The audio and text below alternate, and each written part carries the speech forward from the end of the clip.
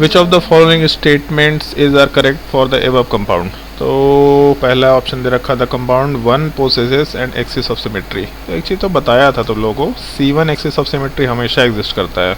किसी भी कंपाउंड को 360 डिग्री से रोटेट कर दो तब उस केस में C1 एक्सिस ऑफ सिमेट्री बनेगा। तो पहला ऑप्शन तो एनी हाउ करेक्ट है, इसमें सोचने की ज़रूरत नहीं है। The compound two possesses a centre of symmetry. अगर सेकंड वाले केस को लेके चले तो सेंटर ऑफ सिमेट्री दिख रहा है, पिक्चर प्रोजेक्शन में सेंटर ऑफ सिमेट्री कभी एग्जिस्ट नहीं करता, मतलब सेकंड ऑप्शन अपना गलत है। थर्ड वाले में the compound 1 and 2 are both are optically active and enantiomers of each other. तो अगर इनैंशियोमर्स निकालना होगा तो कन्फिग्रेशन निकालना पड़ेगा, क्योंकि एक जगह फिशर प्रोजेक्शन दे रखा है और दूसरी जगह हम लोग के पास एक वेज डैश प्रोजेक्शन दे रखा है। खैर, पहला वाला पार्ट हम लोग अगर प्लेन ऑफ सिमेट्री कंसिडर करें, सेंटर ऑफ सिमेट्री, पहला वाला पार्ट ऑप्टिकली एक्टिव है। तो हम लोग को एक ट्रिक बताया था कि कंपाउंड ऑप्टिकली एक्टिव कैसे पहचान सकते हैं। सॉरी, सेकंड वाला पार्ट ऑप्टिकली एक्टिव है। और अगर फर्स्ट वाले पार्ट को कंसिडर करके चले तो फर्स्ट वाले केस में हम लोग के पास सेंटर ऑफ सिमेट्री में डैश्ड के रिस्पेक्ट में सॉलिड पे एच होना चाहिए था। इसका मतलब हाँ ठीक है, पहला वाला पार्ट भी ऑप्टिकली एक्टिव नेचर का है। इसमें ना प्लेन ऑफ सिमेट्री निकल के आएगा ना सेंटर ऑफ सिमेट्री। जैसे इस कन्फिग्रेशन में या इस स्ट्रक्चर में अगर plane of symmetry centre of symmetry नहीं है तो इसे किसी भी कन्फर्मेशनल आइसोमरिज्म वाले पार्ट में हम लोग के पास प्लेन ऑफ सिमेट्री वाला पार्ट निकल के नहीं आएगा। यहाँ से जैसे सेंटर से अपोजिट गए तो COH ठीक है, बट डैश्ड पे गए तो H आया जबकि सॉलिड पे OH है, और यहाँ पे डैश्ड पे गए तो हम लोग के पास H आया जबकि यहाँ सॉलिड वाले पार्ट पे OH है।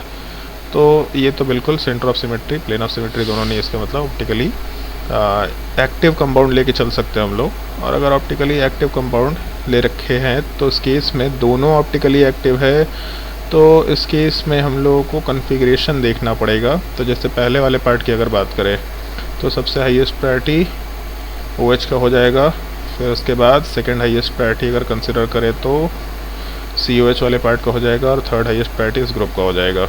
और हाइड्रोजन वाला पार्ट डैश्ड पे है, तो 1 से 2, 2 से 3, इसका मतलब कॉन्फ़िगरेशन R होना चाहिए। जबकि दूसरे वाले केस में OH पहला प्रायोरिटी, COH दूसरा प्रायोरिटी और ये थर्ड प्रायोरिटी। तो 1 से 2, 2 से 3 यहाँ पे भी R कॉन्फ़िगरेशन, तो दोनों कंपाउंड का R कॉन्फ़िगरेशन है। जबकि दूसरे वाले कंपाउंड को अगर कंसिडर करें हम लोग तो दूसरे वाले कंपाउंड में ऊपर वाले पार्ट में फर्स्ट प्रायोरिटी OH का, फिर COH का, फिर नीचे वाले ग्रुप का। 1 से 2, 2 से 3 R, जबकि लोएस्ट प्रायोरिटी ग्रुप वाला पार्ट हॉरिजॉन्टल पे है।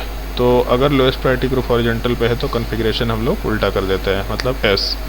नीचे वाले पार्ट में फर्स्ट प्रायोरिटी, सेकंड प्रायोरिटी और थर्ड प्रायोरिटी R होना चाहिए, लेकिन लोएस्ट प्रायोरिटी ग्रुप हॉरिजॉन्टल पे है तो कॉन्फ़िगरेशन S निकल के आ जाएगा।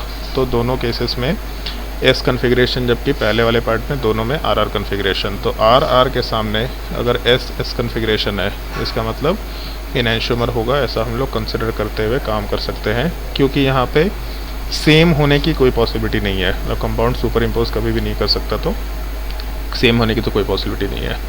Diastereomer of both the compounds are identical and meso. अगर हम लोग इसका डायस्टीरियोमर ले तो डायस्टीरियोमर का मतलब है non super imposable mirror image. जैसे अगर मान लो अगर हम लोग को इसका डायस्टीरियोमर बनाना है तो दो पॉसिबिलिटी लेके चल सकते थे, आइदर RS कॉन्फ़िगरेशन हो या SR कॉन्फ़िगरेशन हो। अगर इस वाले पार्ट का हम लोग डायस्टीरियोमर लेके चले तो भी उस केस में RS कॉन्फ़िगरेशन या फिर SR कॉन्फ़िगरेशन वाला पार्ट कंसिडर करते हुए काम कर सकते हैं। तो जैसे एक चीज़ है, अगर एक पे R कॉन्फ़िगरेशन एक पे S कॉन्फ़िगरेशन है तो इन जनरल दोनों सेम नहीं होता। R के सामने S है, S के सामने R है, इनैंशियोमर टाइप का दिखता, लेकिन क्योंकि सिमेट्रिकल स्ट्रक्चर ऊपर का और नीचे का पार्ट, इसका मतलब इसको जब रोटेट करेंगे प्लेन ऑफ पेपर में तो हम लोग के पास RS ही आएगा। तो RS के सामने अगर RS है, इसका मतलब सेम कंपाउंड कंसिडर करते हुए काम कर रहा है। तो पहले वाले का डायस्टीरियोमर, ये जो RS निकल के आया और SR, ये दोनों आपस में सेम था। दूसरे का डायस्टीरियोमर भी सिमिलर टाइप से RS SR आपस में सेम होगा। तो बेसिकली यहाँ पे RS SR बोलो या सिंपली केवल RS बोल दो, कोई दिक्कत नहीं है। तो पहले वाले में दोनों सेम होने से केवल एक ही कॉन्फ़िगरेशन RS निकल के आया, दूसरे में भी एक ही कॉन्फ़िगरेशन RS निकल के आया, और दोनों तो आपस में सेम है। तो दोनों अगर आपस में सेम है तो इसका मतलब आइडेंटिकल हो जाएगा। और मीज़ो, इसका भी ट्रिक बताया था। यहाँ पे आर के सामने एस दिख रहा है, मतलब प्लेन ऑफ सिमेट्री है, तो ऑप्टिकली इनएक्टिव होगा, मतलब मीज़ो होना चाहिए। तो डी ऑप्शन भी ठीक है, केवल एक ये बी ऑप्शन वाला पार्ट करेक्ट नहीं है, बाकी सारे ऑप्शंस करेक्ट हो जाएंगे।